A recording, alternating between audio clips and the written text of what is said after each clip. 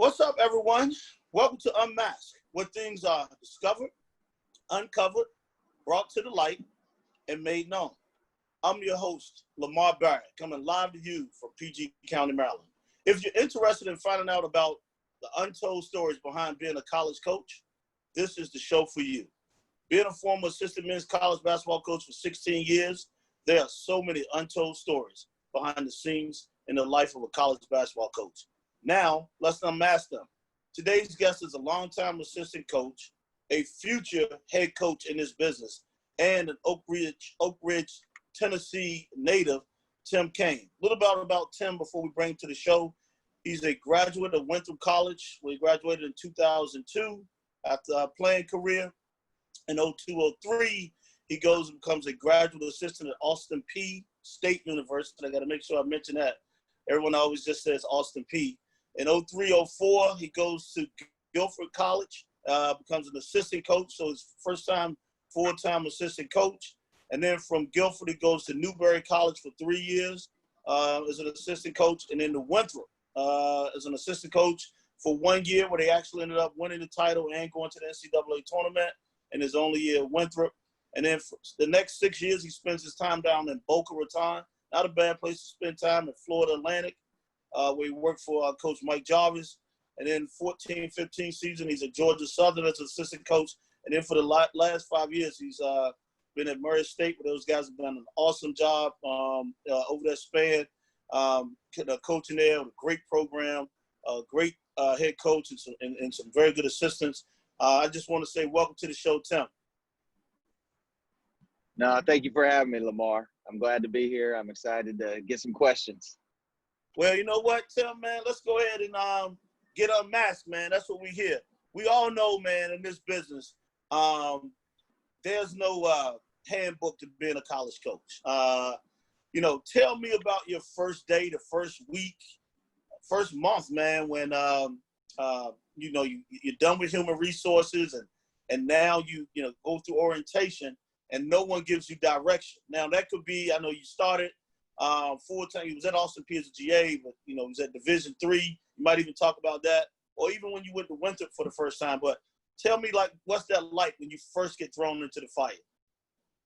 Yeah, well, it's exciting because you're excited to be there, especially that first job I had at Guilford College. You're just, ready to get out there and you think you're going to win a national championship, get the best players in the country, all those things you're excited to do after HR is done. But at the end of the day, you got to get to know your guys. That's a big thing, is get to know the guys that are on the team currently, get to know their families, obviously get to know people on campus, because you got to know who's going to help you and who might hurt you.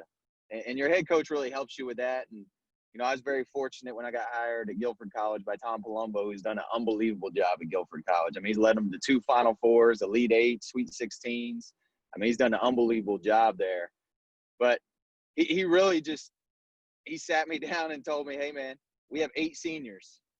We're going to probably have a JV program, and you're going to be the head cross-country coach of a new program. So you've got to be out recruiting. You got to be out on the road. You're going to learn on the fly. I mean, I'll never forget going up to your area up at the University of Maryland. And they had it in the Armory. They had an event up there in the fall. I believe, was it the Gus? Charlie Weber. Charlie Weber. Yep, Charlie Weber. I went from there. I remember being in there, and I'm watching Nolan Smith play. I'm watching Rudy Gay. I'm like, this is not the game I should be watching. I know this. But I had to watch it just because it was good ball. But, I literally, coaches I knew from when I used to work basketball camps in the summer were the ones actually giving me advice and talking to me and helping me and giving back and really helped me with that. And then, in the summertime, a lot of those guys were Division III, Division II, and some Division I assistants that really helped me and kind of taught me the ropes of guys I need to get to know. So, I mean, those big thing is getting to know everyone on campus and then getting to know everyone in the area that you're recruiting. Awesome, man. Awesome. Now, we all know that recruiting is the lifeline of college athletics. Got to get good players, got to get, good people in order to be successful and win a lot of games. So talk to me about what was your best and your worst recruiting story? Ooh. Let's see. The best, I mean, the crazy thing is it's one of the first ones that I ended up, a guy named Ben Strong. He played at Guilford College, was actually D3 National Player of the Year. So, obviously I coached John Morant, and he was point guard and runner-up, up for National Player of the Year in Division I. But it was crazy. The first year recruiting, we get a 6'9" skinny kid. His name was Strong, but he was the opposite of it at the time. Ends up going there and having an unbelievable career, goes to Final Four, Sweet 16s, and now he's actually with the Suns in player development. So he's working for the Phoenix Suns, and I actually saw him. I went to go watch this past fall play against the Suns, and I got to see both of them. So, it's kind of crazy seeing one of the guys who your first recruits ever and another guy, you recruited recently, and you were part of the staff to help recruit them. And they're both in the NBA, which was a neat deal. And there's been a lot of great ones, getting to know people's families and great kids and getting to be in their home and getting to see them. To me, that's the best part, is being out on the road for me and getting to meet new people. And that's what I really enjoy doing, is getting on that road and driving or flying. It doesn't matter, either one. But I'd say Ben Strong, that was a big time pickup, that we ended up getting. And there's been a lot of really good ones at every stop I've been at that I've been fortunate enough to get to know and be a part of their journey. But that'd be one. The worst, I won't name any names, but I had, there's been a few. The most recent ones are, I'm getting older, so you forget things. At least the bad things you try to forget. But I'll never forget bringing a dad/guardian up there, and he was just borderline disrespectful the entire time on the visit because he wanted his guy to go somewhere else so he could be closer to him. It had nothing to do with the kid and what was best for him. It was just more about what he wanted. And I would say that weekend I was just glad I didn't get fired because my boss was not happy with me after we brought him on campus and was like, what is this? And the kid was completely different when he was with us and with the players than he was when he was around him. And he wouldn't talk. He let him do all the talking. It was a wild weekend for me. I learned a lot. I learned, there's always signs before. You got to take those signs sometimes and just say, hey, man, let's just cut bait and let's move on. And I should have done that early. But, we all think it's like taking a player that has problems. You think you can change them. So true on that. We know that this business, man, you've been around a long time. Like, it's like 360 days a year. And I just throw that number out there. I'll give us 5 days maybe, but it's a lot of time. And it's not just recruiting, not just scouting reports. I mean, you just invest a lot of time into your craft. What did you have to give up achieving your current level of success? Yeah, you give up, your free time, like you said, you get 5, maybe you get 10 days to where you can kind of get away for a minute. And that's a maybe, and obviously you give your weekends up, which is, that's a given. You don't even worry about that. But, you give up your time with your family. And for me, I've got 2 young daughters and, they're 7 and 4. And I just left them today. And, my youngest one's all sad and she wants to cry. My oldest one's used to it. She's like, see ya. She doesn't even care. But it's that family time. And it's also time with like my brothers, because I have 3 other brothers. And, 2 of them served in the military. 1 is still serving. So they would do family get-togethers all the time. Well, I never got to see them. I just FaceTime in and they get to see me. Or like 4th of July is really our Christmas for our family. It's where we all get together. I would literally fly in the 4th and fly out like sometimes that day just to go see them, just so I can make sure I could be around them and get to see them for that one time a year. But I sit there and talk about sacrifice. I got brothers in the military. That's sacrifice. They're willing to lay their lives on the line for other people and for people in this country that they don't even know. So, I sit there and I have a reality check when my brothers went to Iraq and Afghanistan multiple times on multiple deployments that it's a sacrifice, but hey, man, I'm sitting on my butt driving in a car, riding in a plane, or in a gym watching basketball and air conditioning. If it happens to be hot in there, then that's our discomfort, So very blessed to do what I do. And it is a sacrifice, but I think if you want to be great at anything, you have to sacrifice some. Awesome answer, man. I love that. And shout out to your brothers, man, for, military, protecting the country. we all know this too, scouting reports, how important they are. And you can always tell, like, when it's that person's scouting report. They're on the sideline. The energy is different from game to game. And so sometimes you do your best work and, you prepare, you got calls, you got everything down, and guys just go out for whatever reason, don't perform. And you're upset with these guys for days. It takes a while to get over it. And then you can do your a scout report that was okay. You might have missed some things. You might have mentioned coach, he's made 2 out of his last 28 threes. He can, he's not a really good shooter. You can't ever say he can't shoot, because we know players like to leave guys open and then they're looking at you saying he couldn't shoot. But you always say, he's struggling shooting the ball a little bit, but then he makes 3 or 4. And coach is looking at you like, struggling shooting, huh? Sure about that? So what was your best and worst scouting report? Yeah, the best one would have to be the first Power 5 win I was a part of at a mid-major. We ended up beating Mississippi State when I was in 2010-11 when I was at Florida Atlantic. We ended up winning the league that year. But, just beating a Power 5 SEC team on the road and winning that game, and, it was crazy. I always write notes on my scout just to kind of be there for me, to help, just to look sometimes. Well, I lost my scout. Like, I left it on the bus, and I get in there, and I was like, and you start to, all right, do I know? Yeah, I know it. And you do know it, but it's just like that security blanket to help you a little bit. And I ended up knocking it out and being locked in and being ready for that game. We ended up winning. I mean, hey, if we hadn't made a couple shots or they missed a couple, or if they made their free throws at the end, I wouldn't be saying this about this game. That's how finicky it is with our scouts. And then the worst scout, man, it's any scout you lose, man. It's the worst. There is nothing worse. And then you're ticked off at yourself. What could I have done better? I work for a great head coach. We're prepared. And I will say that. That's the one thing with our staff, man. I'm with high-level guys. Casey Long, Shane Nichols. They're high-level guys. And the one nice thing is we challenge each other by how hard we work and how prepared we are. And so, the worst, man, the worst had to be the most recent one for me. That's the ones that sting the most. Was we lost to Austin P at Austin P, and it's funny, one of the guys, because we kind of felt like we knew what they were going to run or knew what they were going to do. One of the guys texted me, Coach, I owe you on that one. So at least you feel like you prepared for it, but we didn't have them prepared quite enough to get the win. And, it's the same thing. You make a couple shots, they miss a couple, you win. But it's that most recent one that you lost. That's the one that hurts the most. I agree with you totally, Tim. What's the biggest challenge you think you've experienced since you've become a college coach?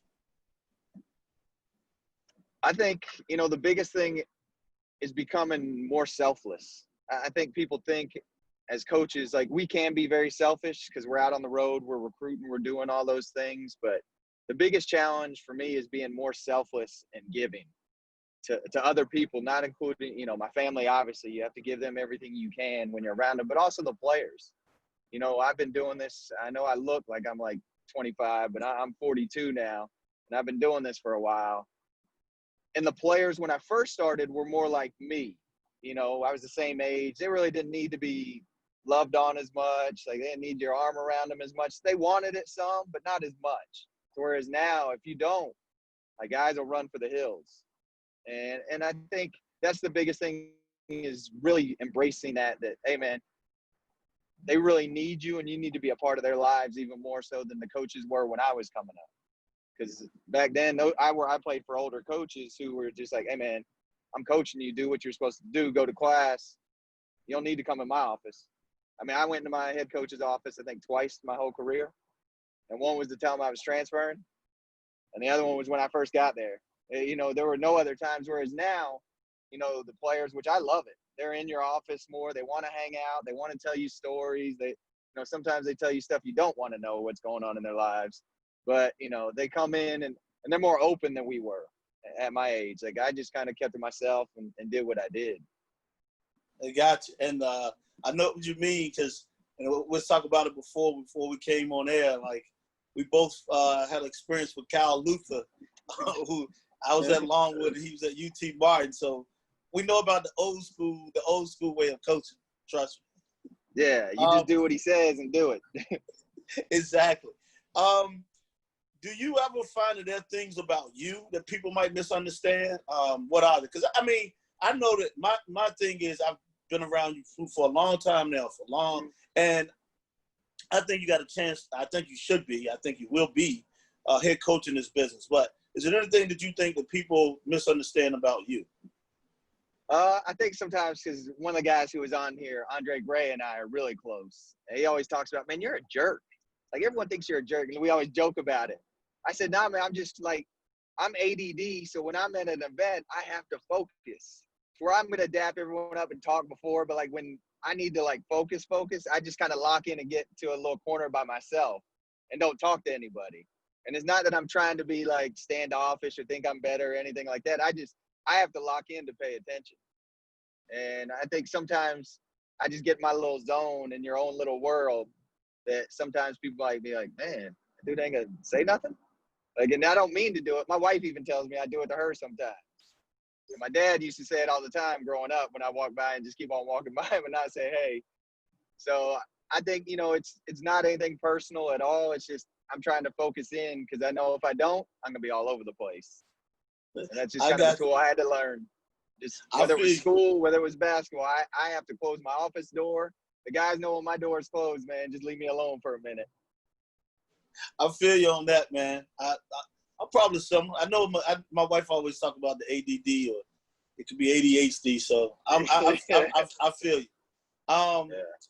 What do you because we all in this business, we educate all the time. It's still part of that. Like, what do you try to teach your guys, your players, besides basketball? Yeah, I want to teach them, the life skills to help them. The please, the thank yous. It's, some of my joke with them. I'm like, man, I have to do this with my 7-year-old, man. Come on now. And that's something my dad taught me. And something he really instilled in me is when we met, he was in the Army as well. And a guy, Colonel Oakes, was kind of his mentor. And the thing he always told him was, when you're talking to a player or you're talking to someone, imagine their parents are right behind. That they're right behind you and they're listening to everything that, they're saying. And just talk to these guys, and when you talk to them, just imagine their parents are right behind them and you want to say things to them that their parents will be okay with you saying. So for me, that's the kind of thing I want to teach them. And then when they get in, because we always tell them, all of us have said it, and guys won't listen while they're hooping because they think the ball is never going to stop bouncing. But when it finally does, that they're prepared, that they know, the crazy part is, and you know this in this business, man, it's who you know. And it's how they treat you and how you treat them. That's what gets you furthest. Like, because you can get to a job, they'll help you in any profession to get where you need to get to. And they'll help, with the training. But as long as you can get and open doors and know people and get to know people well, man, you can succeed in anything.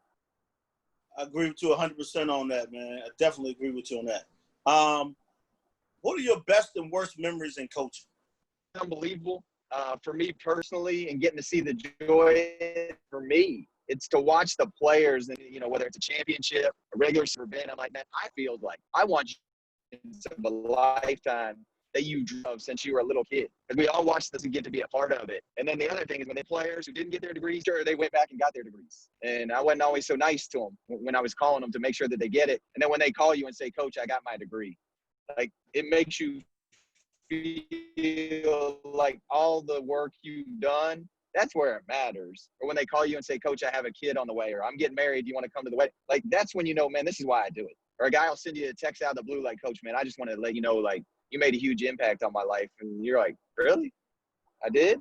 Like, even I remember a guy who transferred after 2 years, and he watched some video and he's like, Coach, that makes me think of you. Like, out of the blue, like, I got chills reading it and was like, man, this is the affirmation that I needed sometimes, because as a coach, you're like, man, is this what I need to do all the time for you personally?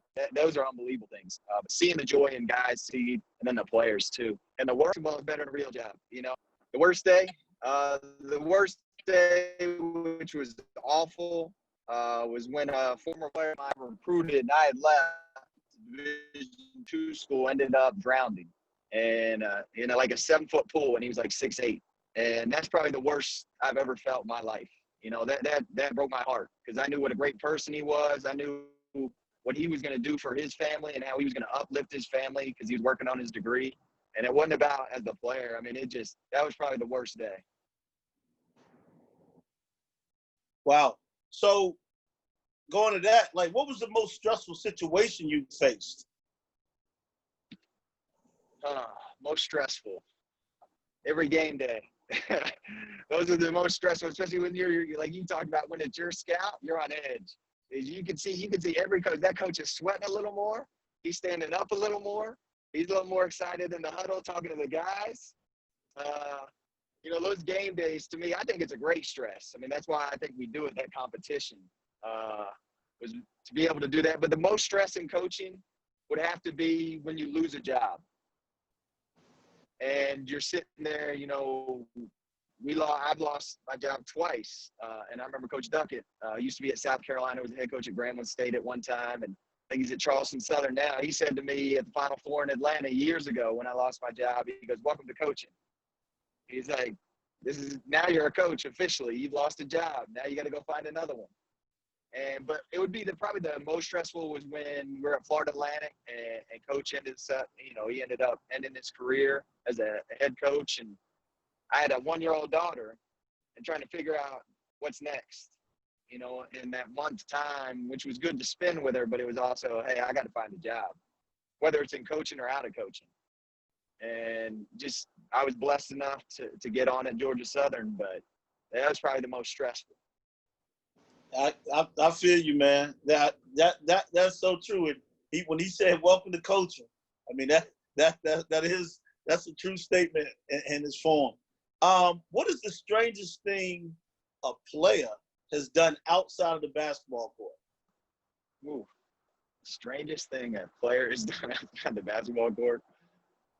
I won't name the school I was at or the kid.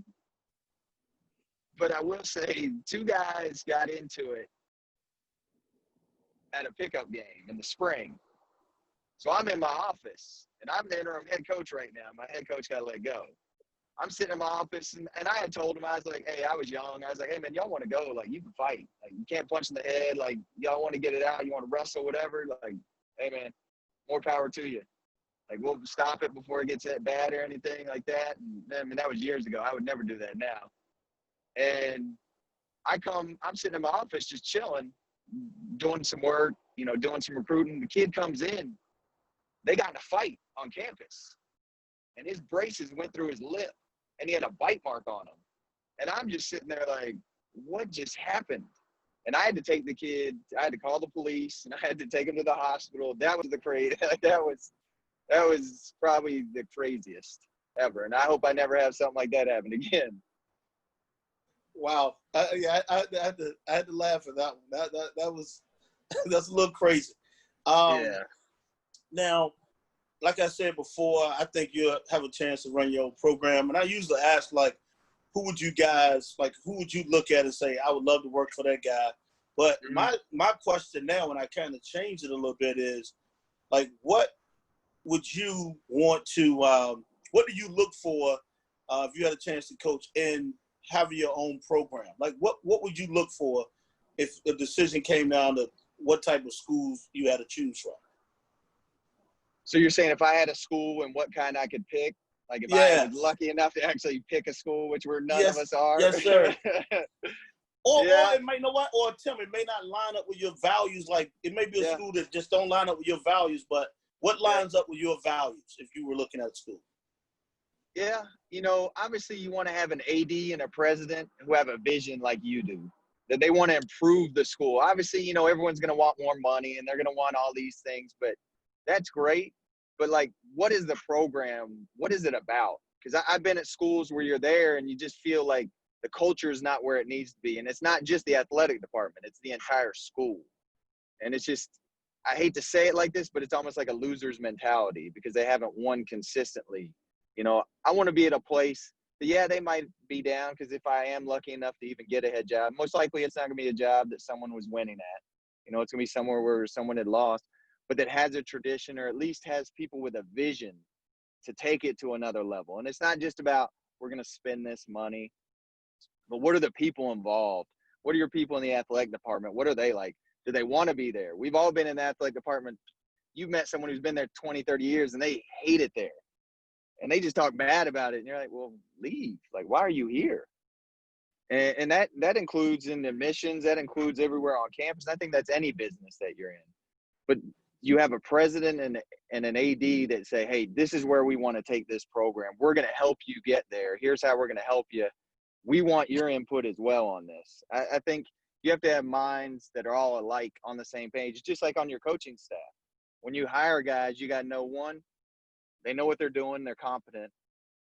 Two, they're not loyal to you per se, but they're loyal to the program and doing what's right and helping the program go even further than it needs to be.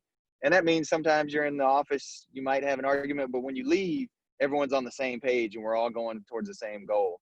And there's no going back in the office and telling the other coach, this is, oh man, you hear what he said? I'm not doing that. You want to make sure that everyone's in alignment. And we talk about that, and Coach McMahon talks about that all the time in our program. You want a program, a school, a campus that's in alignment to do great things. So true, man. I like that. That's why I wanted your vision and what you see. So those are great answers. What's the biggest accomplishment you have experienced? Because I know you had your best memories and your worst memories, but what's the biggest accomplishment you've experienced since you've been in college coaching? The biggest accomplishment for me personally, man, just to be able to be a Division I coach at Murray State. Like, it's an unbelievable place. I've never been a place where, people are so invested in the program and the community loves it. Like, you see them all around town, all they wear is Murray State, and being able to bring that pride to the program and to people. Coach McMahon has had people, and I've had people just like, thank you so much what you've done for this community. And it means so much to them. That's the accomplishment, is helping a university and helping young men live their dream. For me personally, that's the biggest accomplishment in basketball for me. And helping young men graduate, become great men. I've got guys that are vice principals, guys that are doctors. One guy who works with the Houston Texans, I was supposed to meet him today. A guy named Jack Easterby, he was with the Patriots for a while. And just seeing those guys and how they've grown as men, I think those are the best accomplishments, is seeing these guys grow into fine young men and become fathers and lawyers, doctors, and police officers, to teachers, to principals. It just, seeing that, I think it's what teachers feel when students come back and they show what, because they were a part of that. And might not have been a huge piece, but we're all teachers, we're educators, we're trying to help these young men. And so I think that's the best thing, is seeing what they do in their futures and how their families have grown and what men they've become. Great answer. Just get sidetrack you a little bit to throw you off. Like, what movie or TV show title best describes your week? My week? Oh man. This week right here? Oh man, I was just at the beach for a few days. So it might be Bernie's vacation. I don't know. No, it was good. Man, I'm trying to think. I was with my brothers, so it might be Dumb and Dumber when we're all together. Because we just like to have a laugh and have fun with our families. And one was a retired colonel, the other one's high up in another company, but we just want to have fun. We go back to being teenagers when we're hanging out with each other. Great stuff, man. I like it. What's your favorite word or phrase that you use? Ooh, I don't know if some of them I can repeat. Man, I'm trying to think. My wife would probably tell me right away what I say all the time. But, for our guys, and I've always said it because it's funny, before it became popular by Bill Belichick, do your job, my first official head coach, Tom Palumbo, that's what he preached it all the time. So I always talk to our guys like, man, just do your job. Just do what you got to get done. Same thing for me. I got to do my job. We all got to do our job and then go beyond that. But just doing your job and making sure that, you're doing the right things. I think those are the things I talk to our guys about all the time. They probably know I say some words that I can't repeat on here. because, I grew up in a military family with a mom from Long Island who she cursed worse than I did. I feel you. Long Island. What part of Long Island was that? East Williston. My mom and dad grew up in East Williston. Oh, nice place. I mean, I was in Long Island for 3 years, so actually a beautiful place. What's the best piece of advice you've ever been given? I think one thing that always sticks with me, especially in coaching, is when I was a GA for Dave Luce at Austin Peay. He said to me, and it wasn't just to me, it was to our team. He had been on the road recruiting for about a week, and they had just run their mile test, and he came back, and it was a Friday, and they were going to have the weekend off. He said, guys, I was on the road recruiting for a week. I hate that I couldn't be here, but I want you to know you're the most important recruits I have. The guys in this program, coaches and players, you're the most important people in this program. Yes, we have to get you teammates, but you're the most important people. And I think for coaches, especially coaches, you need to realize the most important recruits you have are the ones on your campus. And those are the guys who you're going to go to war with every day and be in the trenches with. And that you need to be there for them and build that trust with them that I think too many times, especially as a young coach, you're looking ahead like, hey, where can I go from here? Or, oh, man, I got to get this player. I got to get that guy. And you might lose track of the guys that you have then, that you're recruiting, that you're coaching, that, you're helping educate, that you're helping to become better men. So I think that was some of the best advice that has always stuck with me. That's great stuff. What does success mean to you? Success means to me, it doesn't mean money. It never has. It means for me that my kids realize that I was a great father and that I was there for them. And that, these players realize that, they might not always agree with what I said or how I said it, but they know in my heart it was for them to be better. And success for me, that success for me is to help people to become better, and that my life, my kids, at the end of the day can be like, man, he was a great dad. It wasn't, he was a coach, he had this many wins. Like that stuff at the end of the day, we know it's great. It's what we do, but it's not the end all be all. It's were you a good person to other people? How did you treat people?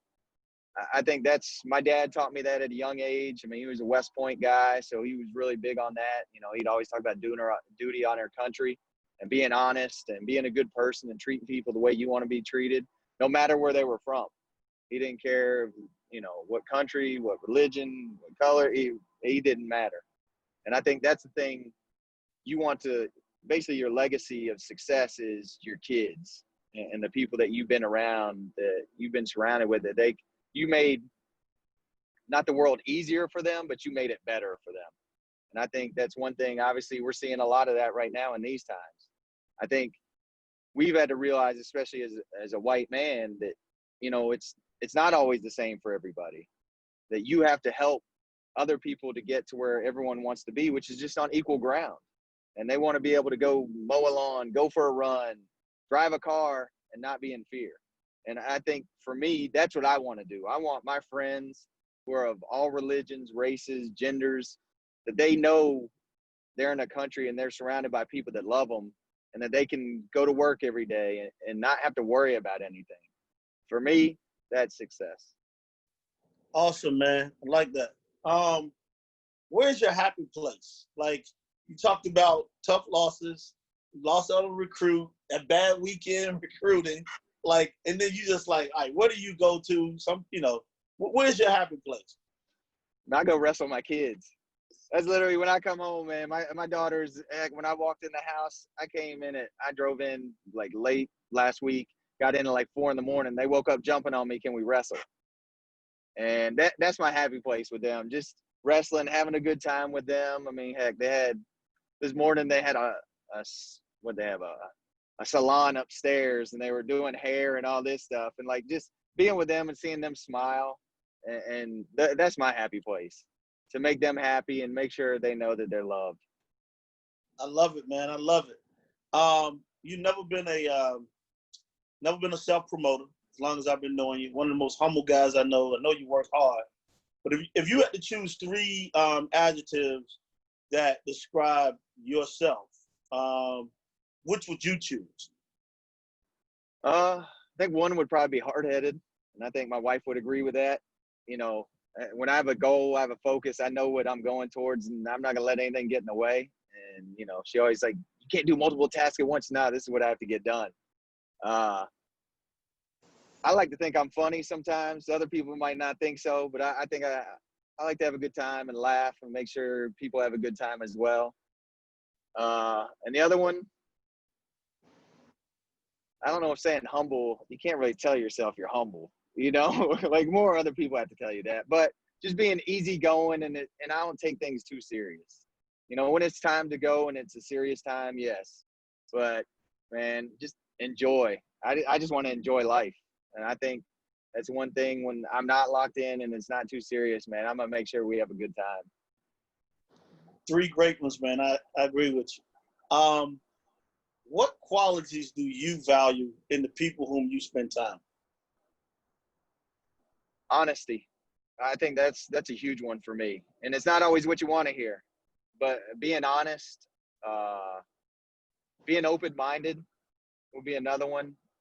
And then loyal. I just think, you know, I was taught that at a young age, like, you know, that duty out in our country, that's kind of what we were ingrained in, is just being loyal and doing the right things. It's not always the easy, but it's doing the right things. So I would say, you know, being around someone who's loyal. And then the other one, they have to have a sense of humor. What, and I'm gonna ask you this, I like to ask this, what person and or event has had the most influence on your life? The person, it's kind of persons for me. Okay. My dad was a huge influence, but my oldest brother and all my brothers had a huge influence on me. You know, obviously we grew up fighting each other and beating each other as a family through some things, tell each other things that we didn't always like, but you knew it came from the heart. And, you know, my dad's the same way. Whether it was I was having a bad day, I could call him and I could lean on him. And then an event in my life I would say when I had to call the doctor, I had to call the 911 with my mom. I thought she was ODing, and she did OD on prescription drugs. That was a moment I had to grow up real quick. And I was about 16, 17 at that time. It kind of changed me and realized my mindset that, like, one, thank God she lived, but also, like, and don't mess with things that you don't need to mess with that could, you know, change your life for the worse, and made me kind of focus on the path that I wanted to be, because I had friends who were dealing and just not doing the right things. It put me right on the right path of, man, I need to get my education. I need to live in the gym. And, you know, I ended up playing two sports in college, soccer and basketball. So it was just like putting in that time and effort into that. Wow. That's powerful. And I like to end with this a lot of the times. Like, knowing what you know now, what would you tell your young self or younger self to prepare for as an assistant coach? Yeah, I'd tell that guy, man, shut up and listen. You know, and I think I did a decent job, but there are times where you just need to shut up and listen and learn from other people that have been through it, and listen to them, and listen to your parents more too, because they knew a lot more than you thought. But that would be the biggest thing. Just listen and learn, and take advantage of all the opportunities that you get, because in this profession, you get opportunity to meet unbelievable people that are head coaches, that are assistant coaches, that are AAU coaches, that are high school coaches, that you can learn. The one thing I feel like as a college coach, I can learn just as much from a high school coach, an AAU coach, that, you know, they've been through experiences, that I can learn as much from them. And I can learn from my players as well, because they're the ones living, you know, in this age and time. And they're also the ones who are out on the court that they're the ones who are out there with the real feel of the game. And man, just listen and embrace that, and just take it in, and then try to use that and make the best decisions possible. Awesome, man. Well, look, Tim, I want to thank you again for being a guest on the show, and being unmasked. Is there anything you want to leave with the viewers before we go? No, I just want to thank people for even watching. I want to thank you for, doing this for college coaches, for all the coaches you've talked to, that it kind of lets them see the other side of coaches. We always see the serious side when we're talking about our game plans and everything else, but that, just like with players who are on TV, man, they're human beings and there's another side to them. And I think that's why you've done this and you've done an unbelievable job with it, is you get to see the personalities of guys. You get to get a better feel for them and their experiences, not just in basketball, but in life. So true, man. I thank you for that. You can go ahead. Anything else? No, I just think, that's huge for us as coaches, and whether it's a fan who watches it or just someone who just happens to turn it on and be like, oh, this is interesting. I get to hear a little bit about this person's journey and this person's life. That, to me, I thank you for that and giving us this opportunity. I appreciate that, man. And yeah, it's just something that popped up, and I know from being an assistant coach for a long time, people like listening to stories, they like telling stories. And like I learned as much as I know, and most of everyone on this, I know a lot of them, but then I just learn more and more stuff each time. And to me, I can take things that you said away, and I'm sure our viewers can as well. So thanks again, man, for coming on. I want to thank you viewers for watching another great show. Stay tuned for the next guest as we get them unmasked. See you next time, and stay safe.